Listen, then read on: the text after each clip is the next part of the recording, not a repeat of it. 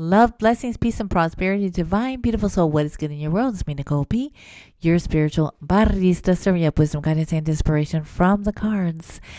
It's a new moon in Aquarius on Wednesday, and I have Tarotscopes for my air signs. So, Aquarius, happy birthday, my love.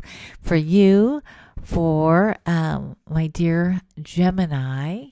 And who else am I forgetting? Oh my gosh, this is like the fifth video I've just created. My brain is like, oh my gosh. So I had Gemini, Aquarius, and Libra. How can I forget you, Libra? I I don't know how people do this. I'm really new in starting and making these videos, and there's a lot of people that just make so many videos all day long, and I'm like, oh my gosh, I have to build up my video making muscle because I'm already like looking into like the camera and looking into like the walls, like oh my god, like a deer in the headlight. Is that the saying? But I'm not going to give up. I'm going to keep on going and keep on trying. I'm trying to keep my energy up, but oh my gosh, my brain. So the new moon, right? New moon in Aquarius on Wednesday, the 29th. Let me get a sip of my cafecito. I got the Tarotscopes for you, my beautiful air signs. Gosh, I'm just going to say this really quick. Like the main themes, and this is really like reducing it, simplifying it very much. But some of the main themes of this new moon and Aquarius, our first new moon of 2025, has to do with our intelligence, has to do with our smarts, right? And really like owning them and knowing that we're super smart and how we can detach from distractions and really tend to water as a way to bring insight and clarity and nourish us and wash away residue that no longer serves us, that we're not carrying for us into what is to come. And it's a transmutation. It's a hope. It's wishing on a star, but then also saying, I'm going to wish and I'm going to also do something about it for a personal and collective level. The ways that we personally are part of a larger tapestry. And so this first new moon of 2025 is very potent and powerful, and it's the breath of fresh air that we so need at this time with the Orange Man and their minions, because we're here now. We're here. And we have to remember that we are powerful beyond measure, beyond belief, that we've been here before, maybe a different way, shape, or form. Our ancestors have in different ways, shapes, and forms. And we must not lose faith. We must not lose our vision. And we have to be strategic and we have to be innovative on how we survive and how we resist and how we keep joy, rest, peace, ease, the love and the beauty of our ancestors and celebration of our joy and our healing present through the chaos and through the suffering and through the rebellion and through the revolution and through the remembrance and through love and through joy, okay? Through all of it. So with that said, my dear air signs. Let's go with Aquarius because it's your birthday. It's your birthday, Aquarius. Okay, here we go. There was a card that fell out. I'll read it at the end. It's a collective. Aquarius, look at this. Look at what you got. Yeah, the Tower. It actually came out reverse, but I don't feel it reverse. I feel it upright. Oh, Aquarius. Yes, the Tower. This is like definitely very fitting, right? You are so your sign is so much a one that's reflective of the collective that is about what's going on. Like you're so, the Aquarian energy of like social causes and social justice and movements and the Tower, right? The Tower once again. We were in the Tower in 2020. Here we are in 2025 with this Tower moment. And for you, my love, dear Aquarius, this is the crumbling of old paradigms. It's as if you have stepped up to a new way that you are showing up and shining bright in this next cycle of life. And you are consciously choosing the pieces of the rubble that will be part of what you are building once again. But there's a lot of rubble that you are going to leave because you have the ability to detach and be able to say, okay, that was the past and that's not going to serve me now. There's something fresh that you are brewing. There's something fresh for you in this next cycle of life. And remember that you are powerful, right? And remember that just because things went down the way they did doesn't mean you have to stop living. That's what I hear. Right? And always remember what you did to get where you were is not what you're going to need to do to get to where you want to be. What you did to get to where you were is not what you're going to have to do to get to where you want to be. Stay the course. There's a rebuilding.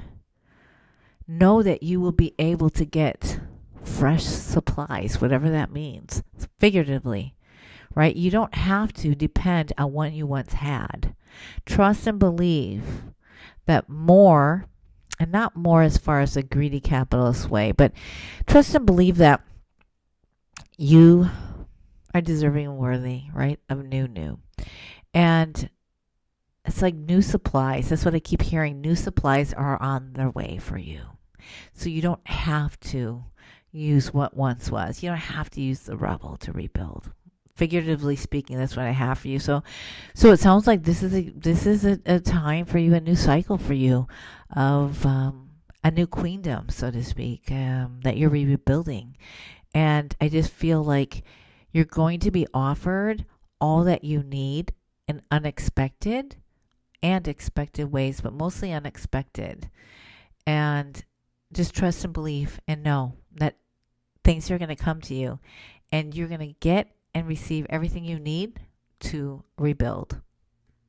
My dear Aquarius, happy birthday.